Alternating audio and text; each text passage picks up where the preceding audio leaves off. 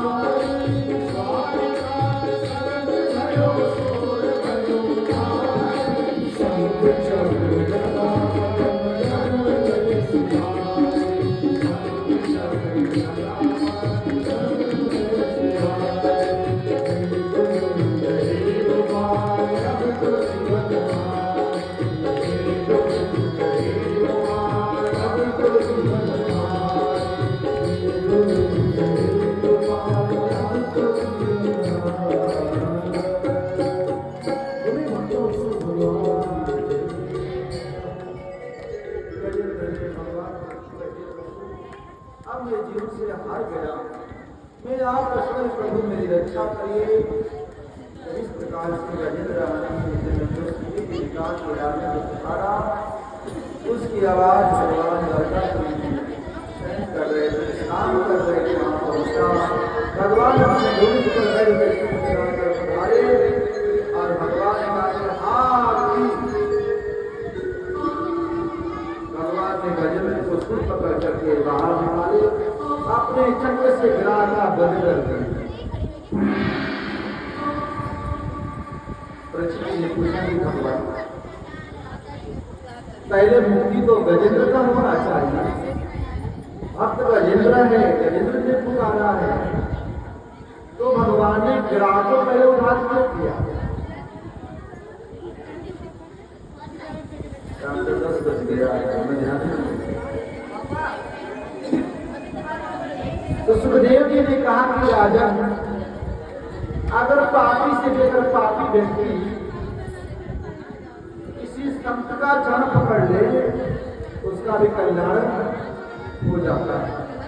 तो ग्राह ने गजेंद्र का चरण पकड़ा था, इसलिए सर्वप्रथम भगवान ने उसका उद्धार किया। जैसे भागवत में प्रसंग आता है कि उतना भगवान को मारने के लिए गोकुल में अपने आश्रम में जहर का लेप लेकर आए थी। जो गति मां यशोदा को पहले भगवान को देना चाहिए, वो गति भगवान मेरे ठाकुर जी ने उतना को दिया। तो सुखदेव जी ने कहा कि राजन, किसी शब्द किसी भक्त को सहारे लग जाओ, आपका बेड़ा पार हो जाएगा। तो प्रभु ये बतलाइए, किसने चरण को पकड़ा और गजेंद्र हाथी होकर के हाथी की बुद्धि और हाथी बोली में राजा के भी भगवान को कैसे पुकारा, ये है कौन? तो सुखदेव जी ने कहा कि राजन, एक पूर्व जन्म में पांडव वंशी, इसका नाम था इंद्रधुमन, पांडव वंशी राजा था। इसने राजपाट को त्याग करके वन में बैठ करके गोविंद का चिंतन कर रहा था। उसी समय दुर्वासा ऋषि उसकी मार्ग से निकले, लेकिन उसको देखकर उसने प्रणाम नहीं किया, उसका ख्याल नहीं हुआ, बैठा रहा। दुर्वासा से श्राप दिया कि तू राजा होकर के संत ब्राह्मण को देखकर तुम्हें खड़ा नहीं हुआ, भक्ति करता रहा, जाओ मुझे श्राप देता हूं, तुम हाथी में बैठ कर हाथी बन जाओ। तो भगवान ये जो ग्राह था वो कौन था? तो सुखदेव जी ने कहा कि राजन, एक ग्राह भूभू नाम का गंधर्व था। इस नाम का भूभू नाम का गंधर्व था। श्री नारद जी महाराज सरोवर में स्नान कर रहे थे, तो उसको मजाक सुना। जैसे मदारी जो होते हैं, चाहे कोई मजाक करने वाले व्यक्ति होते हैं तो उनको मजाक करना अच्छा लगता है, उनका हंसना। जैसे भाट होते हैं ना, भाट समझते हैं आप, उनके काम में हंसाना लोग का। मान लीजिए जो भी जय श्री राधे, तो हुहू नाम का गंधर्व था, उसको मजाक सूझा और महाराज नारद के पैर पकड़ घिसने लगा, डूबने लग गया, गहराई में लेकर वहां डूबने लग गए। इतने में बाहर निकल कर हंसने लगा। तो नारद जी ने कहा कि भैया, तो महात्मा को इस प्रकार सम्मान कर रहा है, जाओ मुझे श्राप देता हूं कि तुम मगरमच्छ बन जाओ, ग्राह बन जाओ। बोला भगवान, मैं तो मेरे को मजाक सुना भगवान, और मेरा गंधर्व नाच है, मेरा गंधर्व नाम ही है, देवताओं का मैं गंधर्व हूँ। नाचना गाना मजाक करना लोग हंसाना हमारा काम है, पर इस भाव से आपको मैंने नहीं किया। भगवान आपने मुझे श्राप देकर उद्धार कैसे होगा? तो नारद जी ने कहा कि जाओ, गजेंद्र को इसमें आएगा, जल पीने के अपने प्रयास में उसकी जड़ पकड़ना, तुम्हारा कल्याण हो जाएगा। बोले गजेंद्र महाराज की जय हो। सुखदेव जी ने कहा कि राजा, गजेंद्र मोक्ष का जो कथा सुनता है, मन चिंतन करता है, उस पर विशेष गोविंद की कृपा होता है। यहाँ पर गजेंद्र मोक्षी ने कथा सुनाया। सुखदेव जी ने कहा, राजन अब मैं आपको प्रहलाद के पुत्र विलोचन हुए और विलोचन के पुत्र राजा बलि हुए और हुए राजा बलि हुए वृंदावन बिहारी लाल आनंद कंद भगवान राजा बलि हुए। परमात्मा राजा बलि ने शुक्राचार्य के माध्यम से देवलोक पर चढ़ाई किया और देवलोक पर चढ़ाई करने के बाद देव प्राप्त करके देवलोक के राजा बन गया। इंद्र जो है भटकने लगे। कहानी के तात्पर्य यह है कि जितना देवता को होते अपने गुरु का अपमान करते हैं, जैसे हिंदू अपने को ही बुराई करते हैं, अपने भगवान को ही बुराई करते हैं, लेकिन राक्षस जो होते हैं कभी अपने गुरु का निंदा बुराई नहीं करते। भागवत से ज्ञान मिलता है। शुक्राचार्य को पता चला कि इंद्रादि देवता अपने गुरु विष्णु का अपमान किए हैं और विष्णु जी महाराज जी ने शिव को त्याग कर दिया। तो राजा बलि ने चढ़ाई किया और बेटे प्राप्त किए और इंद्रादि देवता को भगा दिए स्वर्ग से। अब इंद्रादि देवता भागते हुए भगवान नारायण के पास गए। कहाँ गए? विष्णु भगवान के पास सारे घटना सुनाए। भगवान ने कहा कि देवताओं से मित्रता करो। मैं संतोष में कथा सुना रहा हूँ, विस्तार से बहुत गहराई का भागवत कथा है, इसको 4 घंटा चाहिए। बोले वृंदावन बिहारी लाल। सुखदेव जी ने कहा कि राजा जब विष्णु भगवान ने कहा कि देवताओं से मित्रता करो, तो देवता ही फिर ने कहा कि भगवान तो शत्रु हैं और शत्रु से कैसे मित्रता किया जा सकता? शत्रु से मित्रता करोगे तो दुनिया के सिवा कुछ मिलने वाला नहीं है। समझो कि दाल में कुछ काला, अगर शत्रु आपका प्रेम करे तो समझ जाना कि दाल में कुछ काला है। तो भगवान ने समझाया। चूहा और सांप की कथा सुनाए भगवान। चूहा और सांप कथा सुनाए।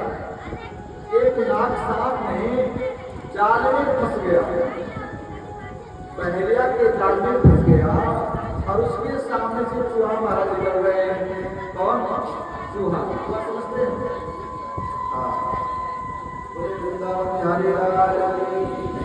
तो नाग ने देखा चूहा को, बोला कह रहे भाई मित्र चूहा जी आइए, मेरे पास आइए, इस जाल में मैं फंसा हूँ, इस जाल से मुझे नहीं करिए।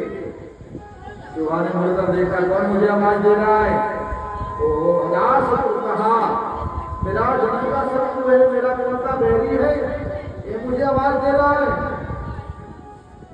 चूहा आगे बढ़ने लग गया, पुनः आवाज लगाया नाग ने, अरे चूहा भाई रुक जाओ, अब जमाना बदल गया भैया, अब 21वीं सदी आ गया है, जैसा लोग बोलते हैं ना, जमाना बदल गया है, आओ हम दोनों में चर्चा कर लेते हैं। भैया समय के अनुसार बदल जाना चाहिए। चूहा को विश्वास तो नहीं हुआ कि साफ सारा का जमाना बदल गया है। एक बेटा सोचा कि चलो अगर लड़ाई झगड़ा से प्रेम हो जाओ तो अच्छी बात है, लड़ाई झगड़ा कर कुछ मिलता है क्या? बोलिए, अब नजर मिलता है तो 16 पेड़ा तो मिलता होगा, कुछ नहीं मिलता है, बर्बादी का सिवा और कुछ मिलता नहीं है। इस भागवत कथा से क्या मिलता है? किसी लड़ाई झगड़ा नहीं करना। इस गांव के नाम क्या है? ओडवारा। बोले वृंदावन बिहारी लाल की। अब मैं देखना चाहता हूँ किसी गांव में कोई लड़ाई झगड़ा नहीं होना चाहिए, एकता होना चाहिए। वृंदावन बिहारी लाल की। सुखदेव जी ने कहा कि राजन, जब भगवान विष्णु ने कहा समझाया कि देखो जब चूहा ने इस प्रकार से विश्वास किया तो शाम पर बोले कि भैया आ जाओ, अब हम अपने परिवार से कह दो, अपने समाज से कह दो, भैया अब चूहा खाओ क्यों मत, अब शाकाहारी बन जाओ, तुम जाओ, मांस मदिरा मत करो, शाकाहारी बन जाओ। चूहा ने विश्वास कर दिया, बोला भैया ऐसा करो, बैठकर बात करना चाहते, आराम से जाल में फंसे हुए हैं, आप मेरा जाल को काट दो, मैं बाहर निकल जाऊंगा। विश्वास नहीं हो रहा है, अरे मैं कसम खाकर कहता हूँ, विश्वास करो, मैं आपको खाऊंगा नहीं, मेरे जाल को काटो, मैं लड़के बात करेंगे अपने समाज वाले को बुलाऊंगा, भैया आज के बाद तो आपको खाना मत, तो आपको विश्वास करो। अरे आप चूहा ने अपने चूहा को देखते हैं, पक्का मकान में भी छेद कर देते हैं और बोरी के बोरी काट देते हैं चूहे में। तो चूहा ने दांत से अपना जान को काटा और चूहा जाने लग गया। सांप ने कहा कि भाई अब काट कहाँ जा रहे हो, अब दोस्ती हो गया, करता हो गया, आओ बैठकर बात करते थे, भैया हमारा काम तो हो गया, अरे हमको काम में भैया अपना करना पड़ेगा, रुझाव बैठो तो सही। अब जैसे चूहा पास में समझ बुलाओ, सांप ने क्या किया, गिरा चूहा को अपने मुंह में पकड़ लिया। चूहा ने गलत बनाई, तुम मित्रता की बात कर रहा था, दोस्ती की बात कर रहा था, अपने समाज में समझाने की बात कर रहा था, अरे क्या कर रहा है, बोला कि मूर्ख ये में अगर हम समझाने लग गए तो हम भूखे प्यासे मर जाते, तो तो मेरा भोजन हो, जीव में भोजन जी को जीव आहार करता है, मैं भूखे मर जाऊं। सांप ने उसको खा गया। तो देवताओं ने कहा कि प्रभु इसका मतलब क्या होगा, अरे इसका मतलब सीधा से हो गया कि दैत्यों से लक्ष्मणता करो, आज मौका पाएगा अपना कर लेना। क्या मौका प्रभु, बोले कि समुद्र में अमृत है, क्या है, समुद्र में अमृत है और तुम लोग अकेला मंथन नहीं कर सकते हो, तो देवताओं से मित्रता करो, दैत्यों से मित्रता करो, समुद्र मंथन में अमृत निकलेगा और तुम लोग अमृत पीना अजर हो जाओगे। तो इसीलिए देवताओं में विजय प्राप्त करोगे। भगवान ने समझाया, देवता गए राजा बलि के पास।